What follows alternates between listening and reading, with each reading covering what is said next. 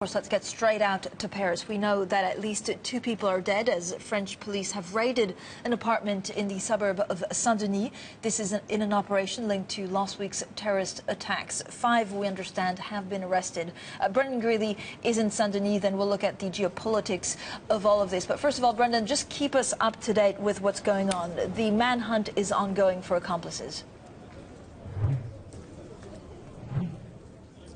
The manhunt is ongoing. We had thought the operation was over, but we are told by AP that one person is still holed up in the apartment. We're outside a police cordon several hundred meters away from the actual apartment, which is in the Rue Gabriel Paris. Again, as you just said, 5 people were taken into custody. 2 people were killed. One of those was a woman who blew herself up with a suicide vest.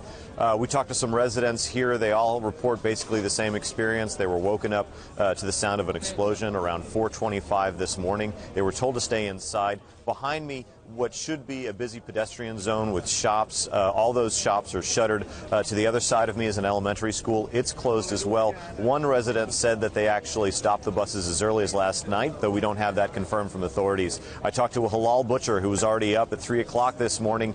He heard the explosion after his son has already left for the market. He did what everybody else in Paris did. He went inside. He turned on the television. Brendan, of course, this is an ongoing police investigation. We understand, as you were telling us, that the raid is still ongoing. We're still very thin on details. What do we actually know about the man accused of masterminding the attacks on Friday? We understand that the raid was in connection to him.